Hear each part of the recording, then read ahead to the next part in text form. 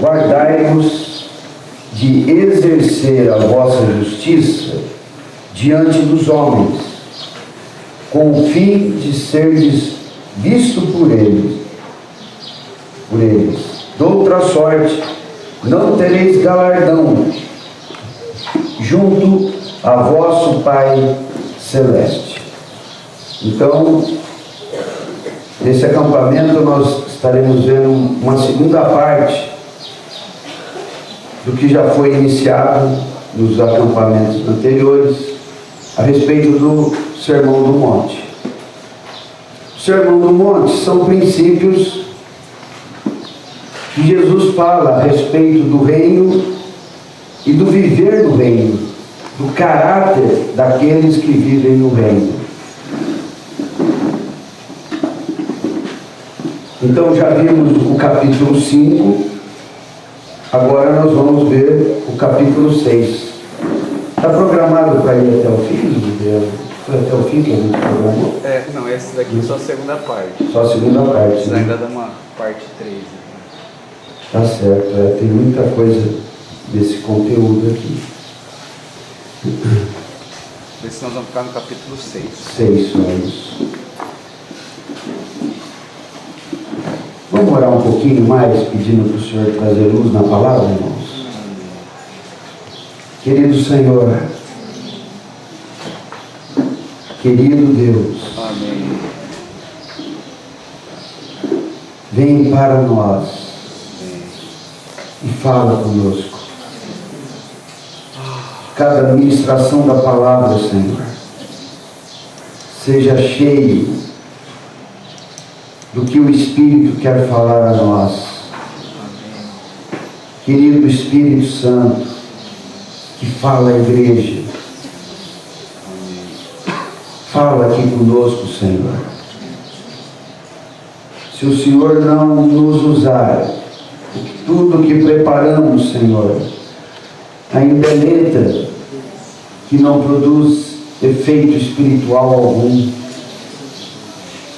Senhor, derrama a tua unção sobre o falar de cada um que estiver aqui, Senhor. Senhor, nós nos colocamos humildes na tua presença. Amém. Para reconhecer a nossa completa incompetência, Senhor.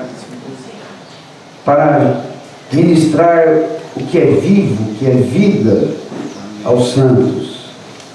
Somos apenas vasos, Senhor. O Senhor é o conteúdo, o Senhor é o tesouro, o Senhor é a unção. Por isso, querido Espírito Santo, queremos oferecer a Ti o ambiente que o Senhor se agrada. Amém. Como tudo que já foi colocado aqui sobre disciplina. Amém. Queremos que o Senhor esteja satisfeito, Senhor. Queremos Te agradar. Amém. Para que o domínio seja Teu. O governo seja Teu. Senhor, habite ricamente aqui nesses dias. Habite em cada movimento que fazemos aqui, Senhor. Nos movimentos coletivos, nos movimentos individuais, em cada serviço, Senhor. Em nome de Jesus, querido Espírito Santo, se derrame para nós. Esteja no mais absoluto controle e senhorio das nossas ações. Governe as mentes e os corações e vá enchendo cada um de nós, Senhor. Encha-nos de Ti mesmo, querido Espírito Santo. Encha-nos, Senhor. Que se o Senhor não nos encher, a nossa fé não prospera. Senhor, esteja nos guardando de todo o mal. Amém. Não nos deixando cair em tentação alguma. Amém. Senhor, nos guardando de todos os ardis malignos. Amém. Senhor, guarda-nos de doenças. Amém. Guarda-nos, Senhor, de acidentes. Guarda-nos, Senhor, da criminalidade. Senhor, que nenhuma dessas coisas com as quais o maligno perturba os que não são teus, Senhor, não sobrevenham, Senhor. Protege esse ambiente. Nos colocamos humildemente debaixo da tua mão poderosa. Querido Deus, guarda-nos de pecar, Senhor. Vigia os nossos corações. Amém. Dependemos de Ti. Amém. E que a palavra, Senhor, seja rica. Amém. Vá muito além do que preparamos, Senhor. Fale aos corações. Queremos o Teu ministério, Espírito Santo, intensamente aqui entre nós, prevalecente entre nós. Senhor, onde está a Tua presença? Aí a liberdade. A liberdade para se contemplar. Esteja conosco, Senhor. Amém. Traga-nos o Teu ambiente de glória. Amém. Desvenda o nosso rosto e brilha, Senhor, em nossos corações. Traga-nos transformação, Senhor. Que o Teu objetivo maior seja alcançado. Amém. Alcançar transformação em nossos corações. Mudando, Senhor, o que está corrompido no que se torna santo, Senhor. Faça isso, Senhor. Dependemos de Ti. Acolha o nosso clamor. Esteja aqui conosco. Nós Te rogamos, ó Pai, em nome de Jesus. Amém. Aleluia. Bom, irmãos, irmãs, amados de Deus.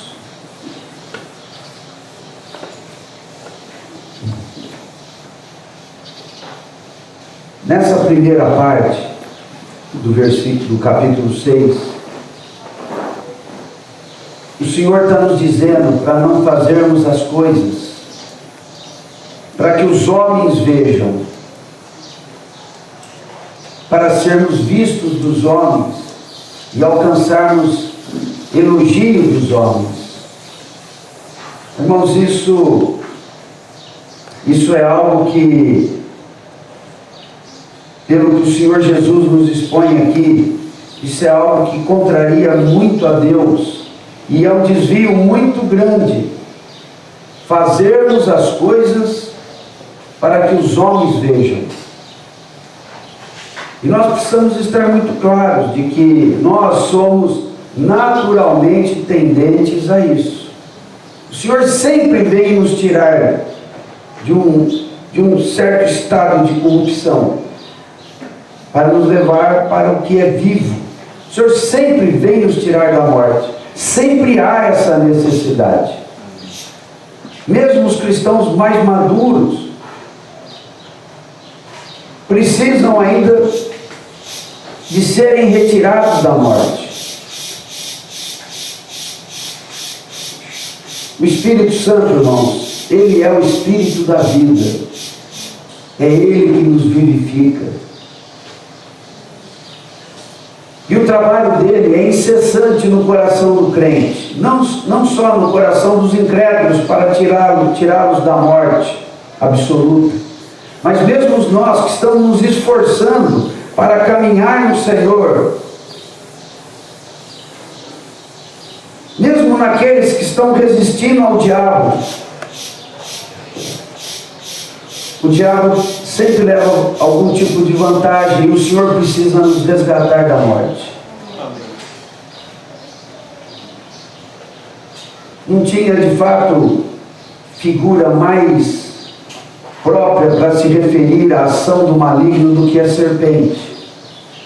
A serpente, a maneira dela caminhar, não é? Ela não tem perna, mas como é que ela caminha? Com uns movimentos muito sinistros.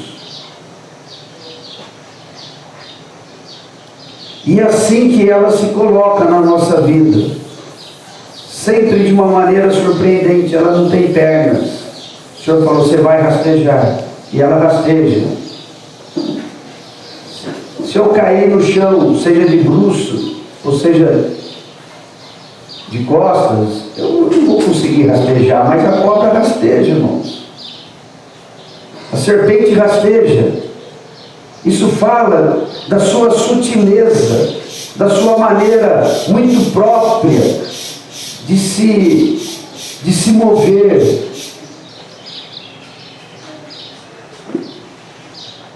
E do jeito que ela enganou a Eva, está me faltando a palavra sinuosidade, existe isso?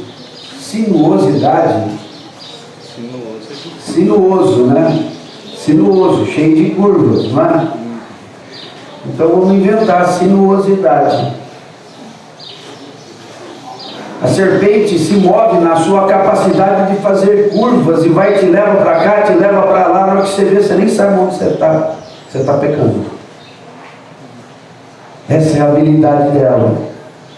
Então nós precisamos, em contrapartida dessa habilidade maligna, nós precisamos das habilidades de Deus. Amém. E o que Deus nos deu? Deus nos deu o Espírito Santo. É Ele que se contrapõe a toda sinuosidade maligna. Amém. O Espírito Santo se revela como Santo, como Espírito da verdade, que nos conduz a toda a verdade. O Espírito Santo se revela como Espírito da vida. Da vida por quê? Porque a sinuosidade maligna sempre nos leva a um estado de morte espiritual. Espírito da verdade por quê? Porque a sinuosidade maligna sempre conta mentiras que a gente acredita, por causa da habilidade que tem. Graças ao Senhor nós temos o Espírito Santo. Amém. Nós temos o Espírito Santo. Voltando aqui ao texto. E nós somos, por causa dessa sinuosidade maligna, dessa habilidade, dessa sutileza maligna, o Senhor tem que nos tirar de algo que se chama religiosidade. Religiosidade. O que é religiosidade? O que é religião? Essa palavra aparece uma única vez na epístola de Tiago. E ali tem um sentido próprio e muito adequado. Então não é naquele sentido que eu vou definir religião. Religião é todo esforço humano, é toda a maneira humana do homem querer fazer algo para Deus ou querer simplesmente ser cristão.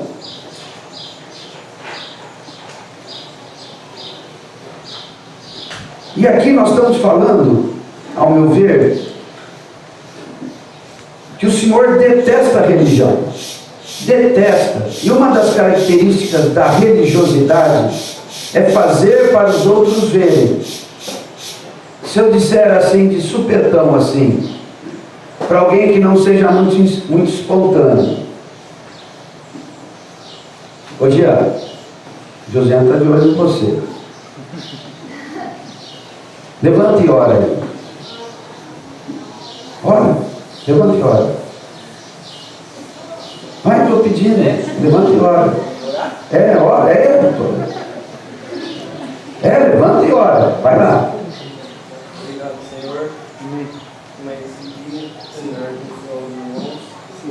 Pelo que o Senhor está fazendo na minha vida, eu tenho que fazer no meu nome. Amém. Você orou para quem? Senhor. Certeza? O que os irmãos acham? Eu estou à vontade assim com ele, porque eu fiquei amigo dele, sabe? O que os irmãos acham? Não, sejam sinceros, vamos julgar ele agora, ele está na roda, vai.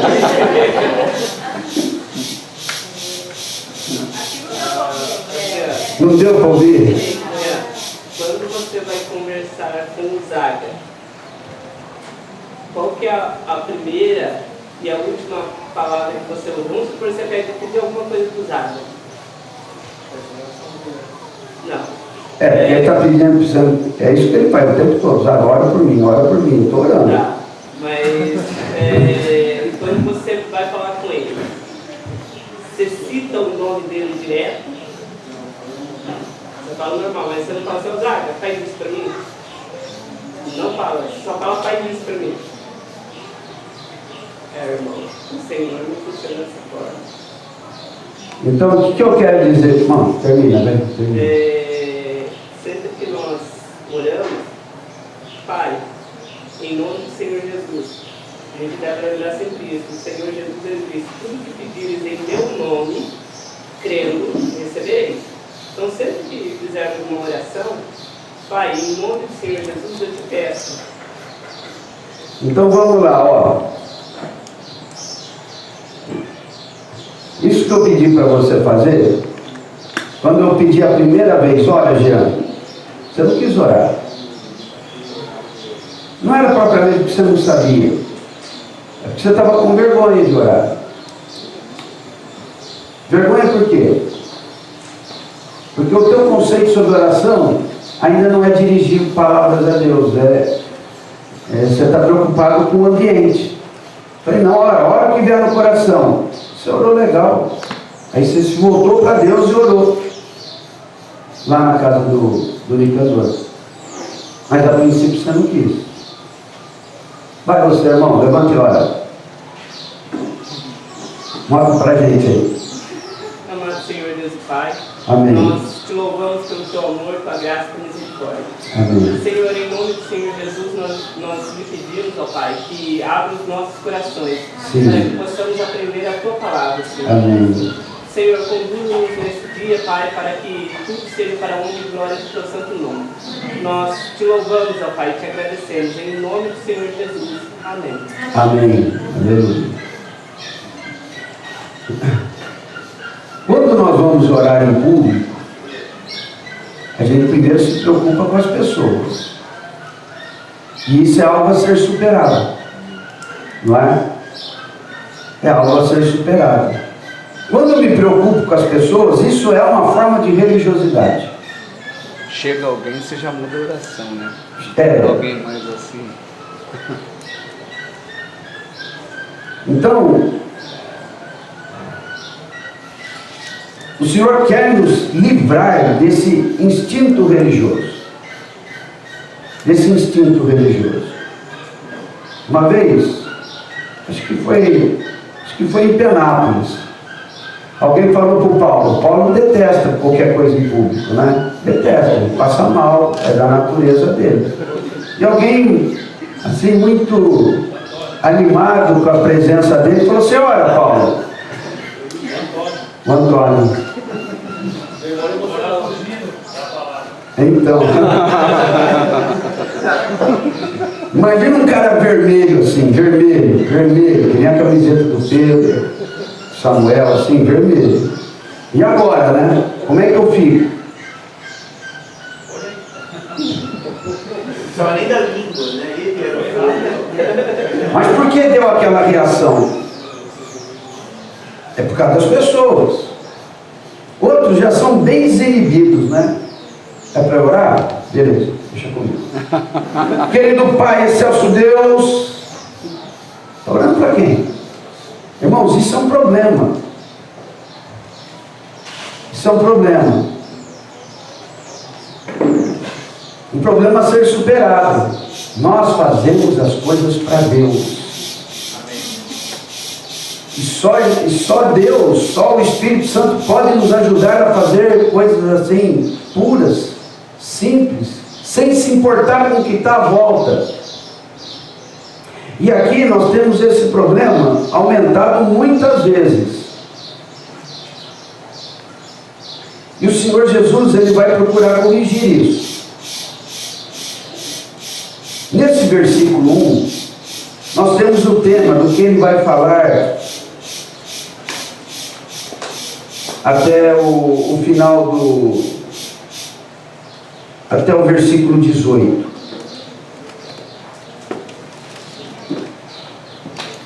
Até o final do versículo 18. Ele vai falar sobre dar esmolas, sobre orar e sobre jejuar. E ele vai nos dizer para fazermos essas coisas, não para sermos vistos pelos homens. Ser visto pelos homens para alcançar alguma coisa dos homens. Então o que o Senhor Jesus vai corrigir aqui é muito mais do que essa dificuldade natural que a gente tem de fazer as coisas diretamente para Deus. Ele vai tratar com a hipocrisia daquelas pessoas. O Senhor tratou muito diretamente com a hipocrisia. Não é? O que é hipocrisia? Hipocrisia. Hipocrisia fala de encenação, fala de teatro.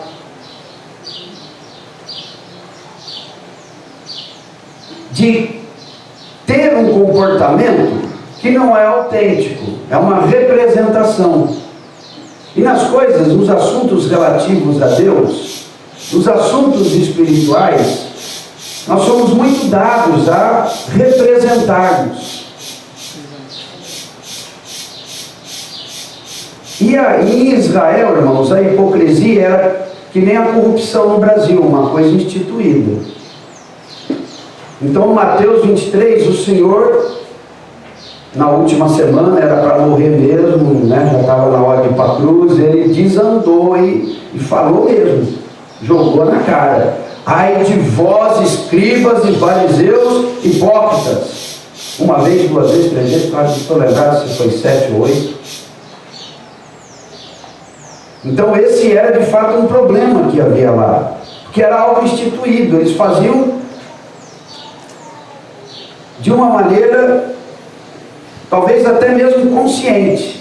Mas mesmo que nós não sejamos aqueles fariseus hipócritas que sustentam uma aparência sem vergonha nenhuma, por exemplo, Jesus disse assim: olha, façam o que eles falam, porque eles ensinam certo. Vocês só não imitem eles, porque eles ensinam e não fazem. O ensino é bom, mas não queira conhecer ele fora do púlpito, porque fora do púlpito está um desastre. Eu não creio que nós sejamos esse tipo de hipócrita. Mas eu quero dizer que nós temos problema com a religiosidade, em fazer coisas que não sejam propriamente para Deus, mas a gente sempre está preocupado com o ambiente, com as pessoas, como que vai ficar a minha imagem. Eu vou dizer uma coisa que eu tenho dificuldade. Às vezes eu quero pular, irmãos, às vezes eu quero pular, e a igreja está fria, e eu não pulo, sei lá, porque eu fico pensando nas pessoas. Se Deus me libertar um dia, eu vou ficar maluco, e não vou estar nem aí para vocês. Aí ou vocês chamam lá o sanatório, ou espera passar. Põe na caminho de força. Ou pula junto, né? Ou sai pulando junto. Eu sugiro que pergunte para quem está do teu lado aí, né? Ô irmão, o Zaga pirou ou ele está cheio do Espírito Santo? Olha, irmão, não sei não. Não sei. Olha, acho que ele está cheio do Espírito Santo. Então pula junto. Não, irmão, pirou. Então vai lá e chama o Bezerra do Mineiro, né? E traz a camisa de força. Mas um dia, sei lá, é capaz de eu sair pulando. Os irmãos ficam muito parados, gente. Vocês são muito parados no louvor, mas que não tem alegria nos feitos do Senhor. Não é que não tem, é que tem muito bloqueio. Não é? Então eu procuro me conter. Mas se Deus me quebrar mais um pouco, eu não vou me conter, irmãos. Se Deus quebrar e me der vitória sobre essa minha religiosidade, de manter a decência quando eu estou alegre, cheio do Espírito Santo, porque eu vou pular. E vou pegar um do lado, vamos irmão, pula! Aí vai ficar esquisito. Pega o pau.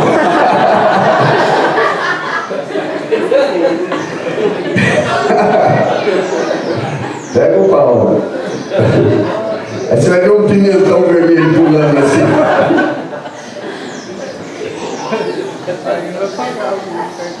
Então, irmãos,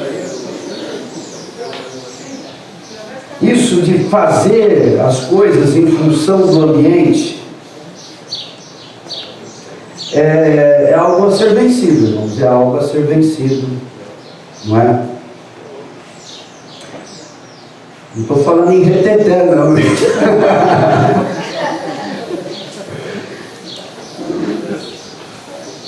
Mas será que o Espírito Santo pode nos guiar no reteté? Sei lá, né? Mas o fato é que o Senhor está dizendo aqui: guardai-vos de exercer a vossa justiça diante dos homens, com o fim de seres visto por eles. Então, irmãos, nós nos importarmos com relação a nossa atitude com o Senhor está limitada por causa do ambiente, por causa das pessoas, por causa da minha imagem. E eu querer impor a mim uma certa postura, isso é algo que tem que ser quebrado, irmãos. Isso é algo que precisa ser quebrado. Isso eu não vou incentivar a quebrar nada, não. No passado tinha um negócio de quebrar a religião e no fim isso não é saudável, mas é obra do Espírito Santo. Nós contemos demais o Espírito Santo. Há um exemplo bíblico muito forte de alguém que perdeu o controle. Davi, né? Ele perdeu o controle e ele dançava com todas as suas forças, né? Diante da arca. O que significa isso? Está colocando a arca lá, está trazendo para Jerusalém. Para quem não conhece o propósito de Deus, para quem não é segundo o coração de Deus, é só pegar um caixão e levar daqui para lá.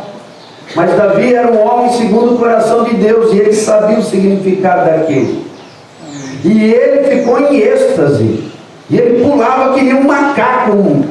Eu estou falando que nem um macaco, porque eu vi um filme uma vez que encenava essa cena. E lá, acho que era dança judaica, né? Eles devem ter pesquisado para fazer aquilo. E a dança era uma coisa assim muito doida mesmo. E ele não estava nem aí para o público. Nem aí para o público. Nem para a mulher. Já pensou, Samuel, você fazendo um solo no Aleluia de Reino, e você está cheio do Espírito Santo e a turma lá com aquela roupa?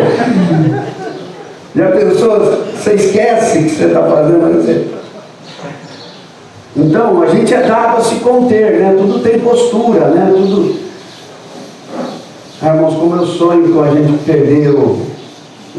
perder essa religiosidade. E aqui a palavra guardai-vos é no sentido de prestar bem atenção nisso. Preste atenção, não faça isso, não faça isso. Exercer a sua justiça diante dos homens, não faça. E ele vai falar de estarmos fazendo de coração para Deus, e Deus em secreto nos vê, e em secreto nos recompensa, nos dá o galardão.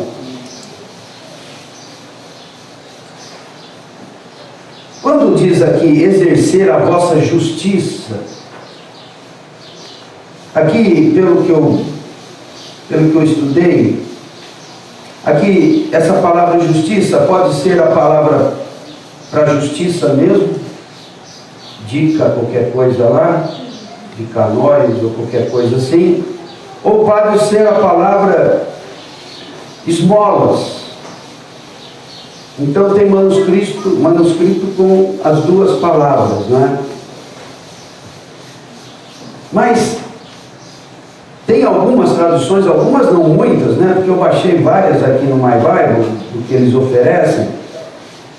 e que traz uma palavra que eu acho mais adequada, que são boas obras. Boas obras. Como é que está aí, Alisson? A nota da Jerusalém. A nota da Bíblia de Jerusalém fala exatamente isso aí. Praticar as boas obras tornaria o homem justo diante de Deus. Ele explica aqui. Na opinião dos judeus, as principais boas obras eram a esmola, a oração e o jejum. Isso era de alto conceito, né? Para eles. E deve ser para nós também. Né? Então a prática é elogiável, mas a motivação é o que o Senhor está condenando. Então, irmão, não é para dar esmolas e não jejuar e não orar, não. São obras excelentes. Obras no sentido de um feito cristão, de um fazer cristão. O que o Senhor está corrigindo aqui é a motivação de ser visto pelos homens. Como eu disse, em Israel, daquele tempo, isso se tornou instituído, a hipocrisia. E isso realmente perturbava o Senhor, era a hipocrisia. Parecer santo sem ser santo. Dizer que faz para Deus, sem de fato estar fazendo para Deus. Então, um hipócrita assim, 100%, eu acredito que ninguém aqui seja. Então, quanto que a gente faz as coisas por encenação? Ou o quanto, não vou dizer fazer por encenação, o quanto a gente se deixa limitar por causa da vista das pessoas. Porque voltando no caso de Davi, na hora que ele chegou em casa, Mical, a mulher, que papel ridículo fez o rei diante da nação. E mulher é conselheira, né, irmãos? Mas esse conselho vem da onde? E o Davi ficou muito nervoso com aquilo. Porque colocou o pai, Saul, na história e tal, e o fato é que a Mical ficou estéril, porque criticou, não? Até a morte. Então parece que o senhor não gosta disso de criticar os outros também, não é? Então, irmãos, o Senhor está procurando em nós o que é genuíno, o que é puro. E nós estamos cheios de impurezas, cheios de limitações. Fazemos ou deixamos de fazer por causa das pessoas. Eu já chorei diante do Senhor por causa disso. Eu falei, Senhor, como é duro vencer essa barreira de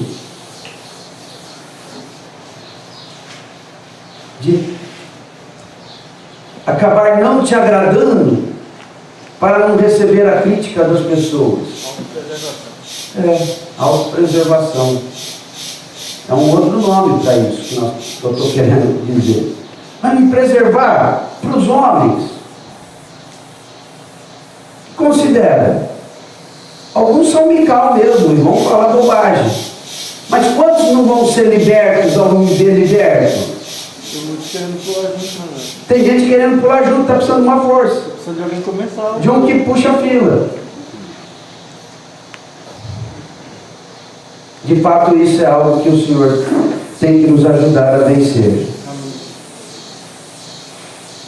Guardai-vos de exercer, então, ao invés de justiça, eu vou colocar boas obras. Guardai de exercer as vossas obras diante dos homens, com o fim de serem vistos por eles. Então, irmãos, justiça, boas obras, não é só para Deus, mas é um testemunho nosso para os homens. E Deus precisa de muitas pessoas, muitos, que queiram testemunhar boas obras. Abram, por favor, em Efésios 2:10. O que são essas boas obras? É tudo que é justo, irmãos. É tudo É tudo que Deus espera que nós sejamos. Jesus foi uma pessoa repleta, 100% boas obras. Então, em Efésios 2:10.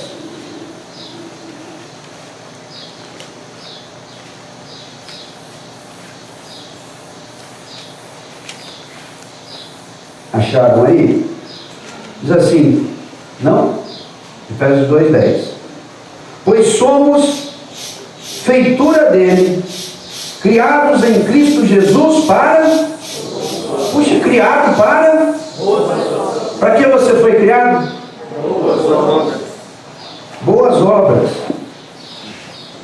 Não apenas no sentido moral, mas no sentido também espiritual, que é o que está ali. Então, esmolas, oração, jejum e todo tipo de generosidade e comportamento reto, de retidão. Fomos criados para viver dessa maneira. O pecado nos corrompeu. E o Senhor então vem para nos perdoar os pecados e nos dá o Espírito Santo como um poder transformador, para que deixemos as obras do pecado e pratiquemos as chamadas boas obras. A palavra boa obra, né? Essa palavra boa no português, ela é pobre, mas extremamente pobre mesmo.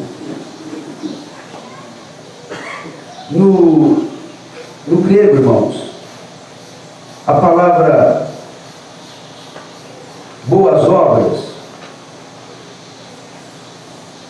a palavra boa, fala do que é excelente, do que é magnífico, do que é cheio de beleza, do que tem esplendor.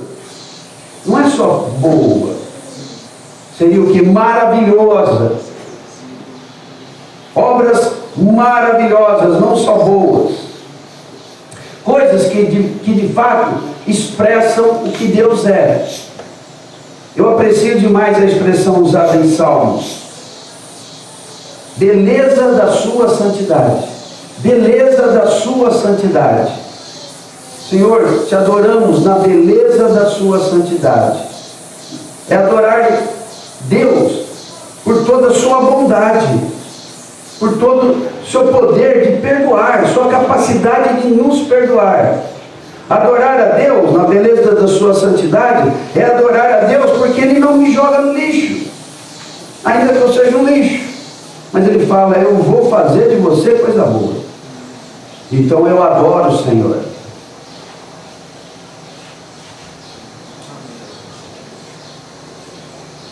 Aquelas duas mulheres nos evangelhos, uma pecadora e outra mulher santa. A mulher pecadora, eu acho que é Lucas 7, ela chega nos pés, essa não estava nem aí para a plateia mesmo. Não, nenhuma das duas estavam aí para a plateia. E as duas foram criticadas. E fizeram algo muito parecido. O que elas fizeram? Sentaram aos pés do Senhor, choraram no pé do Senhor, lavaram os pés do Senhor com a lágrima, enxugaram com o cabelo, e as duas foram muito criticadas. A mulher de Lucas 7 não diz o nome dela, mas dá o qualificativo dela. O que ela era? Uma mulher pecadora. Não fala mais nada sobre o nome dela. Eu não sei também qual foi o pecado. Alguns sugerem que seja aquela mulher apanhada em flagrante adultério de João 8, mas aí são especulações. Mas o fato é que ela era conhecida como uma mulher pecadora. Que fama é essa? E ela entra na casa de Simão, o fariseu que convidou Jesus, só para examinar Jesus. Não era um homem de coração puro. Ele está querendo examinar Jesus. Jesus falou, você quer me examinar? Então você vai ver bem quem eu sou. Ele não viu beleza nenhuma, mas a mulher estava encantada aos pés do Senhor. O que é aquilo? Não estava nem aí, e joga o bálsamo e desperdiça essas coisas preciosas aos pés do Senhor. O que ela estava fazendo ali? Adorando o Senhor na beleza da sua santidade. Amém. Eu não sei qual que é a história anterior dela, mas não sei se ela ouviu uma pregação de Jesus.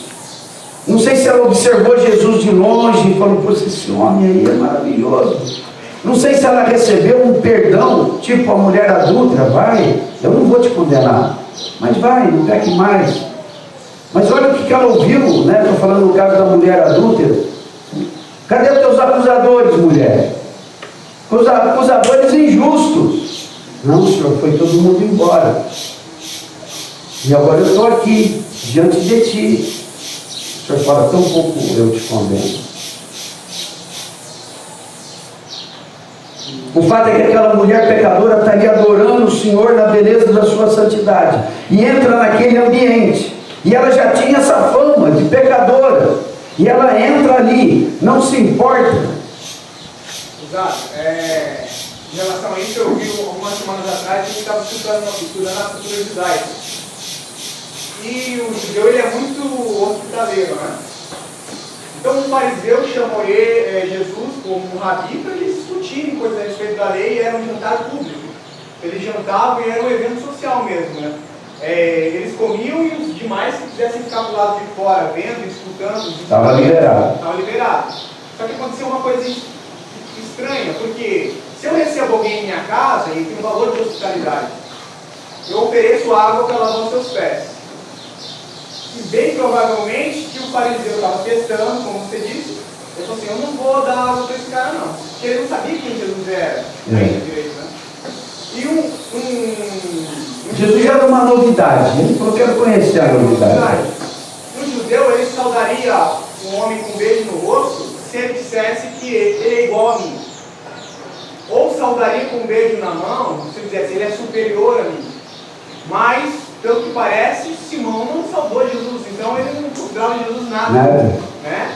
E não ungiu a cabeça de Jesus com óleo, que era algo que fazia-se com os rabis, né? Então, o que ela fez, ela mostrou o reconhecimento de quem Jesus era para ela.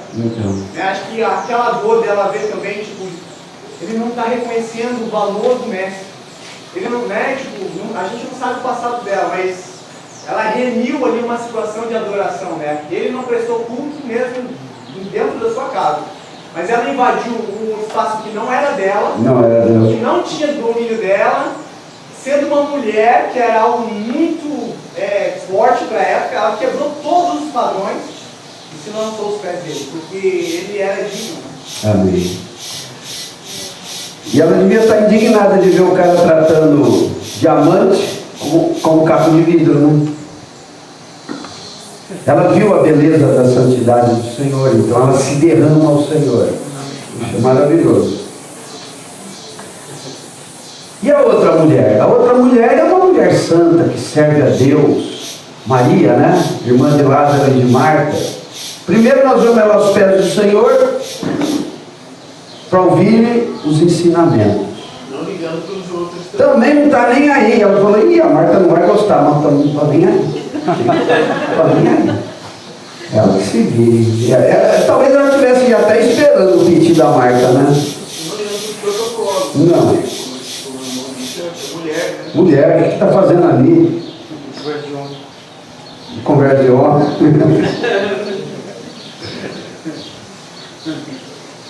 Isso aí são pessoas que enxergam a beleza do Senhor. Não é? E depois nós temos o episódio da morte de Lázaro. Aquilo foi uma histeria coletiva, né, irmão? E havia ali, isso é interpretação minha, mas não é de rodapé não. Então, isso são coisas minhas, né? Havia uma insinuação na fala de Marta, e Maria também colocou essa insinuação. Qual foi? Senhor, mandamos chamar, e se o Senhor tivesse vindo, meu irmão não morria, né? Senhor, dava tempo para sair da onde o Senhor estava, né? E vir aqui e curar. Então, diz que é amigo, gosta tanto. Jesus chorou. E Jesus chorou. Por que Jesus chorou? O menor versículo da Bíblia, né? Por quê?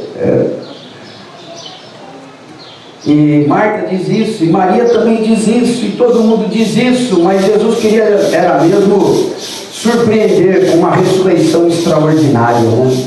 Olha a ressurreição extraordinária. Eu li isso, agora é nota de rodapé, né?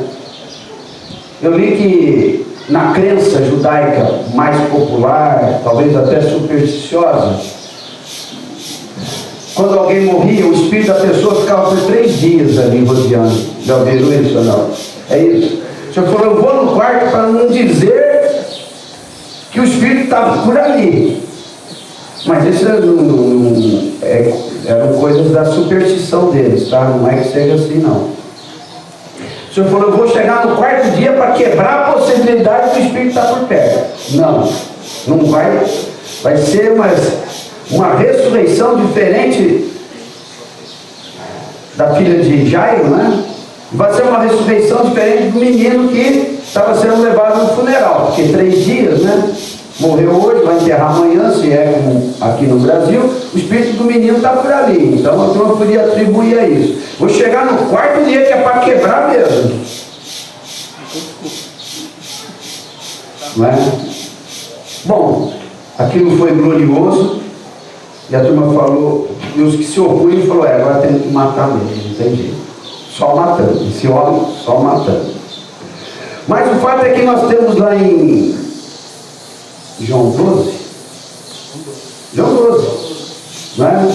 Isso também está em Marcos, também está em Lucas. Temos aquela comunhão com o Lázaro ressuscitado. E aí o que Maria faz ali? Aí ela se derrama ao pé do Senhor, pega um bálsamo preciosíssimo, valiosíssimo. Foi Judas que avaliou em 300 denários, é isso? 300? Alguém consulta aí. Mas era qualquer coisa de custar assim, pegar um perfume, qualquer coisa em dinheiro nosso aqui. Fazer um ano de trabalho, né? Então, era muito dinheiro. É isso mesmo. Se você pegar um salário mínimo, é quase 12 mil reais. Então, 300 denários, multiplica por 100, que é mais ou menos o que está ganhando um ajudante aí.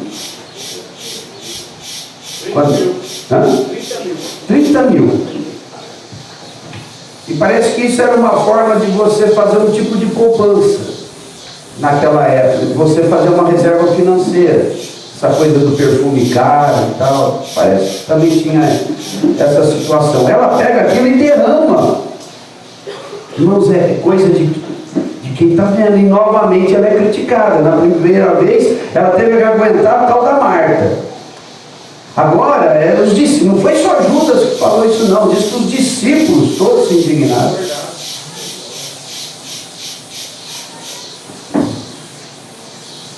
O Senhor nos preparou, irmãos, para andarmos em boas obras. O Senhor precisa desses testemunhos, de pessoas que se derramam ao pé dele. E aqui, as esmolas, a oração e o jejum não pode ter caráter diferente. Não pode ter caráter diferente. A esmola, bom, eu nem vou falar da esmola, mas não é propriamente a oferta que a gente põe no garoto lá. É ajudar o outro mesmo, ajudar o necessitado. Dinheiro fala caridade, né? Caridade. Fazer caridade e obra. Parece que foram selecionados textos, né? É isso? Vai explicar isso? Vocês selecionaram? Foi isso? Vai ter leitura sobre isso, né? Então, isso não deveria ser feito para os homens verem. Isso era algo que se fazia de coração puro,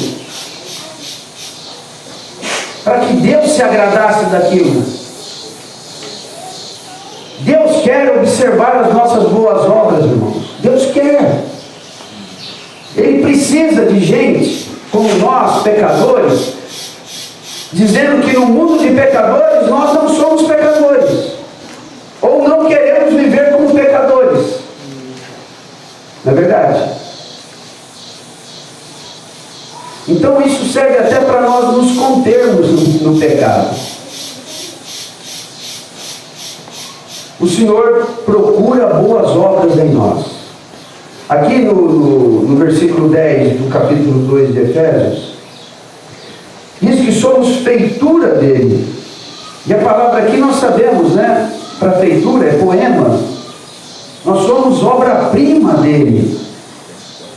Deus caprichou em nós, para que nós caprichemos num modo de vida que dignifique a Deus. O pecado entrou para danificar, mas Jesus veio para salvar e nos colocar de novo no propósito de Deus. Fomos feitos à imagem e semelhança de Deus para sermos como? Talvez esse seja o centro do Sermão do Monte, né? Portanto, leia por favor, irmãos. Portanto, sede vós perfeitos, como perfeito é o vosso Pai. Irmãos, se nós somos aperfeiçoados, as nossas atitudes mudam. E vão deixando de serem cheias do nosso egoísmo. As nossas atitudes vão ganhando aquela delicadeza que eu falei que o macho tem que ter. Os irmãos não estavam aí, né? Não vão saber do que eu estou falando. Da macheza do marido segundo Cristo. Ele não só pula na frente da bala, ele é afetuoso.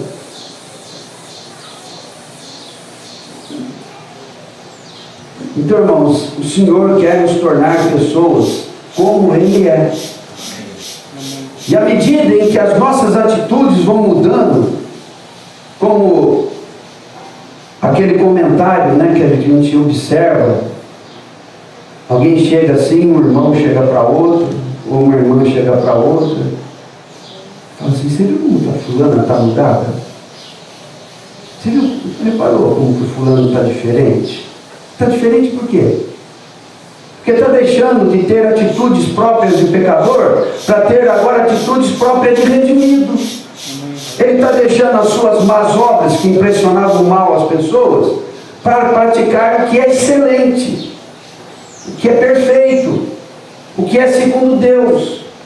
E é isso que nós chamamos de transformação. Somos obra-prima dele, criados em Cristo Jesus, para sermos como Ele é, para boas obras, as quais Deus de antemão preparou para que andássemos nelas. Deus preparou o que de antemão? Preparou tudo que nos é necessário. Nos deu um caráter à sua imagem e semelhança, que precisa ser restaurado.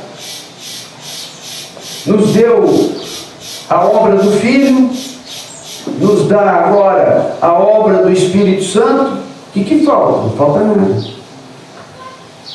Para que nós sejamos por fim o quê? Transformados. E eu demonstro que eu sou transformado pela minha atitude. As pessoas reconhecem. Mudou. Está mudando. Não é hora disso, mas eu não vou resistir à tentação. Irmãos, o maridão está mudando? Irmãos, a esposa está mudando? Tem que mudar, irmãos. Não fique como é. Como se diz, né? Venha como estás, mas pelo amor de Deus, não fique como és. O chamamento do Senhor é nos tira do lixo. Mas é para sermos o que Deus propõe para nós. E o que o Senhor propõe para nós? Sermos perfeitos, como é perfeito o nosso Pai. O Senhor já nos preparou todas as coisas para andarmos nelas. Porque pior do que ser hipócrita, irmãos, é não ter nem a atitude hipócrita. Ou não? Ah, irmão, é por isso que eu não jejuo, para não cair na hipocrisia. Por isso que eu nem oro também. Nem oro. Nem oro. Então o que é pior do que... Sei lá se é pior, mas acho que é. O que é pior do que a hipocrisia é não querer nem parecer alguma coisa. E agora, eu não vou falar para culpar vocês de nada não. Vou falar do que foi um determinado estágio na minha vida cristã. É não deixar Jesus querer fazer em nós, não querer deixar Deus fazer em nós o que Ele planejou desde o início. Então como é que eu critico a maneira de que alguém ora, se eu nem oro? Como é que eu critico o outro que dá esmola por hipocrisia, se eu não dou esmola de maneira nenhuma? O Senhor em algum momento está dizendo para não dar esmolas? O Senhor está dizendo para não orar? O Senhor está dizendo para não jejuar? Mas eu dou esmolas, eu oro, eu jejuo. Amém. Então nós temos que ter boas obras. E aqui o Senhor está salientando essa questão do fazer essas coisas para sermos vistos dos homens.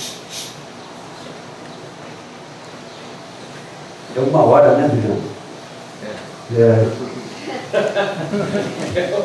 Tem que dar exemplo aqui. Eu tenho então mais 10 minutos. Porque a gente passou depois com os irmãos, tem 10 minutos aí, de misericórdia. A reunião era para acabar agora, mas a gente passou mais tarde por causa dos avisos. Certo. Então, irmãos, eu vou ter 10 minutos para falar do... Se não é para ser visto dos homens, é para ser visto por quem? Pelo Pai.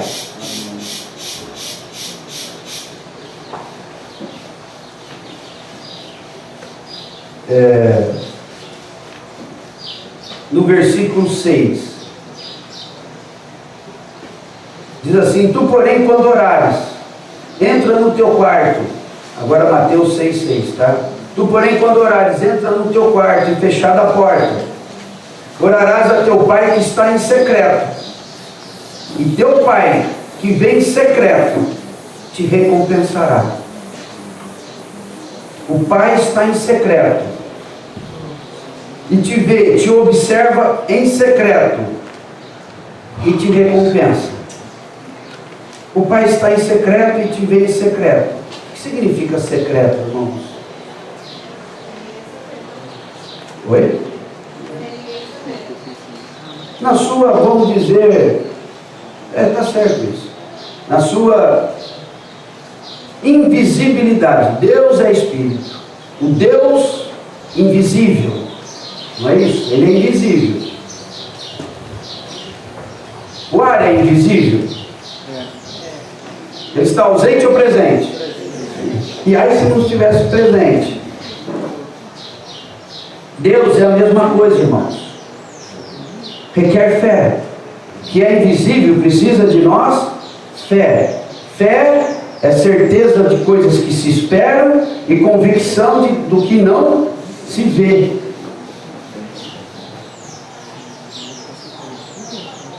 Então, irmãos, se Deus diz que está presente, se Deus diz que está em secreto, ou Ele está invisível, Ele não está distante, Ele está próximo, não é? Ele está. O diabo vai tentar nos confundir os sentimentos. Cadê Deus? Cadê Deus? Isso não é só um pensamento de um Deus distante, que nos assola algumas vezes, que nos faz sentir uma solidão apavorante até. O emocional acompanha esse raciocínio, e você tem uma sensação de solidão. Mas o justo vive por fé. Então, eu acredito que é comum a todos nós já termos passado por situações que parece que Deus me abandonou. E eu já ouvi muitas vezes, né? Irmãos, irmãs que vêm conversar, pedir ajuda. Irmão, a sensação é que Deus não se lembra de mim. Eu não sei, parece que não sei onde é que está Deus, irmão.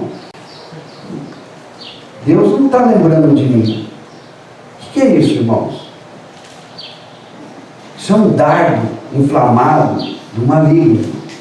O que a gente faz com dardos inflamados do maligno? Apaga. Apaga. Apaga.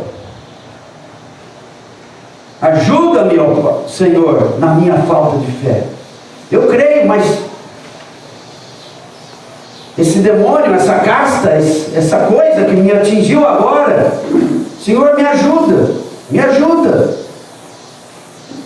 Não estou conseguindo expulsar esse demônio, Senhor. Não estou conseguindo me livrar desse pensamento de incredulidade. Essa sensação de solidão tomou conta, Senhor. Quero relembrar para os irmãos que já estavam aí. Isso vai ser importante para a tua vida. Eu falei de 3 coisas para o nosso viver cristão. Primeiro é humildade. Segundo é, e o terceiro é obediência. Irmãos, isso que eu estou dizendo é o que eu aprendi do Senhor ao longo de 40 anos. Humildade. Humilhai-vos e Ele vai te exaltar. É certo. E humilhar é... O que é humilhar? Vamos considerar uma situação favorável e uma situação desfavorável. Estou tudo bem, estou alegre, vou orar. Mas entra humilde. Entra humilde. Pai, eu gosto de dizer isso, mas no começo da oração, não no fim. Eu não estou inventando uma forma aqui não, né? Cada um ora. Pai, em nome de Jesus. O que significa em nome de Jesus? Significa em Jesus. Às vezes eu não falo nem em nome, eu falo Pai, em Jesus. Quer dizer, não põe os olhos em mim. Me veja vestido de Cristo. Pai, em Jesus, eu não sou digno. Amém. Quando está tudo bem, irmãos. Quando eu estou me achando justo, está tudo bem, vou orar. Você tem que entrar assim. Sabe aquela coisa do sacerdote jogar sangue assim, na arca? Jogar sangue. Que se entrar com a cara aberta, sem sangue, sem remissão de pecados, acontece o que aconteceu com Nadab e Abiú, filhos de Arão. Ah, só o pai que pode ir lá, só o pai que pode entrar lá. É, só o pai, o sumo sacerdote. Vamos lá, Nadab. Não sei quem deu a ideia. Saiu fogo da presença do Senhor, torrou os dois. E o Senhor ainda falou para Arão: eu não quero você chorando não, hein? Você é pela rebeldia dos filhos ou é pela minha santidade? Não vai chorar não, Arão. Se você chorar, o povo vai entender que você está me chamando de injusto. Você é por mim ou pelos seus filhos? Meu Deus, Arão teve que engolir o choro, que nem a minha mãe fazia comigo, engole o choro. Engole o choro, você não começa a apanhar tudo de novo. Engole o choro. É duro engolir o choro, irmãos. O Senhor mandou Arão engolir o choro. Por quê? Porque os filhos morreram. E morreram por quê? Atrevimento, irmãos. Isso é humildade. Está tudo bem. Minha consciência não está me acusando de nada. Eu estou me achando um cristãozinho da hora. Está tudo bem. Mas eu tenho que chegar assim: Pai, em nome de Jesus. Eu até respiro em Jesus. Em Jesus. Aí você continua.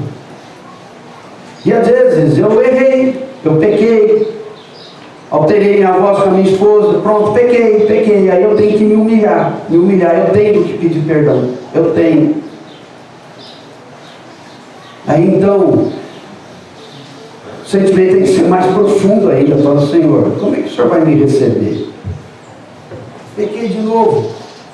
Um olhar você pega aqui, pega ali, pega de todo jeito. Se eu não tenho consciência de pecado, eu já tenho que entrar em Jesus. Mas se eu tenho consciência de pecado, eu tenho que me humilhar. Senhor, não sou digno de Ti. Eu gosto de falar, orar essas coisas, irmão. Mas também não vai ficar 10 minutos falando isso, que você vai acabar em depressão, né? Creia no poder perdoador de Deus, mas entre com a consciência. Calma, Adriano, calma. Calma, estou terminando. Não, mas... Então isso é humildade, irmãos. Humildade. A segunda coisa é fé. Tenha fé no que a palavra fala. E eu vou dizer, quando você é humilde, bem humilde, o Espírito Santo já te enche de fé. É estranho isso, é estranho. Porque você está meio no bagação ali e tal, se achando indigno, mas você está se humilhando. O Espírito Santo já está trabalhando e a fé vem. Vem, a fé vem. Fé no sangue, fé na presença. E você começa a ser enchido. Como um boneco, você começa a ser inflado, enchido pelo Espírito. Depois que você estiver inflado, então se proponha novamente diante de Deus a obediência. E certamente nós vamos ter um viver triunfante diante do Senhor. Humildade, fé e obediência. E quando você tiver que orar alguma coisa assim, você fala, não sei o que orar, pede essas 3 coisas. Senhor, me faça humilde. Senhor, me faça entender o que é ser humilde. O diabo é diabo por causa do orgulho. E a humildade é o que é revelado em Cristo. E é o que derruba o pecado em nós, irmãos. É a humildade. E o Espírito Santo trabalha o tempo todo para nos fazer humildes, nos convencendo do pecado. Por que fala que que o Espírito Santo precisa nos convencer? Convencer, uma obra de convencimento, porque não é só uma questão de dizer, olha, seja humilde. Não, ele precisa trabalhar, quebrar muitas barreiras, quebrar as deformidades da nossa mentalidade, nos convencer. Isso dê muito trabalho para o Espírito Santo. Então a gente adora bastante a Jesus, mas eu tenho adorado muito o Espírito Santo. Mas como é paciente.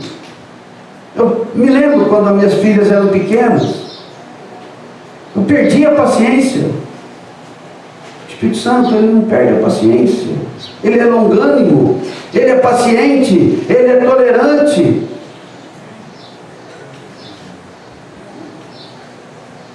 Para nos convencer a sermos humildes e reconhecermos a nossa fraqueza. Então, irmãos, gravem essas 3 palavras: humildade, fé. Sem fé é impossível agradar a Deus. E obediência. Aí nós vamos entrar, obediência para sermos perfeitos. Amém? O Pai está em secreto. Ele vem em secreto. Ele não está só observando. É um princípio divino, a recompensa. É necessário que aquele que se aproxima saiba que Deus é. Na Hebreus capítulo 11, versículo, não estou lembrado. Saiba que Deus existe. Ou que Deus é. O eu sou. Ele é todo-poderoso. E é também o quê? Galardoador dos que o buscam. Irmãos, nós não merecemos, mas Ele sempre retribui as nossas boas obras. Temos que fazer as boas obras simplesmente porque esse é o caráter de Deus. Mas Deus sempre nos recompensa, sempre nos recompensa, sempre. E o teu Pai, que está em secreto, que te observa em secreto, te recompensará. Esse é um princípio divino. Sempre que nós vamos a Ele, Ele vem a nós. Sempre que nós nos humilhamos, Ele nos exalta. Amém? Então vamos orar para encerrar. Querido Deus, Amém. Querido Deus, Amém. Senhor, nós queremos permitir que o Teu Espírito realize em nós a obra que Te agrada. Senhor, Tu és aquele que veio na nossa vida para nos abrir os olhos, nos tirar das trevas para a Sua maravilhosa luz. Amém. O Senhor é aquele que nos chamou para a Sua glória e para as Suas virtudes. Amém. Queremos permitir, ó Pai, Amém. que essas coisas sejam trabalhadas em nós, Amém. numa comunhão em secreto contigo. É verdade. Senhor, vai falando mais sobre estarmos em secreto contigo, Sim. mais sobre a Tua observação secreta. Senhor, que seja algo que nós busquemos, Senhor. Amém. Estar diante de Ti, Amém. pela fé, para deixar o Senhor se formar em nós. Amém. Senhor, ajuda-nos a reservarmos tempo para isso. Sim. Ajuda-nos a vivermos, Senhor, conscientes da Tua observação Amém. e do Teu galardão. Oh, querido Deus, Amém. não queremos ter uma religiosidade para contigo. É verdade. Senhor, nós queremos ter uma vida real contigo. Amém. Queremos ter um relacionamento intenso contigo. Amém. Senhor, queremos ser como Enoque, Sim. que andou contigo, como Noé, que andou contigo, Amém. como Abraão, que andou contigo.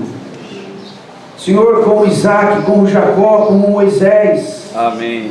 pessoas que encontraram, Senhor, Sim. a intimidade contigo, aprenderam a viver pelo seu falar. Amém. Senhor, ajuda-nos a subirmos essa escada da fé. Amém. Senhor, estamos nessa terra, mas queremos ter um coração no céu. Amém. Enquanto nos aproximamos de Ti, enquanto caminhamos na Tua direção. Amém. Continua falando, Senhor. Continua falando nos próximos momentos com a palavra, nas Amém. comunhões, nas leituras, nas orações, e leva-nos para a Tua intimidade. Amém. Nós te rogamos, ó Pai, em nome de Jesus. Amém. Amém.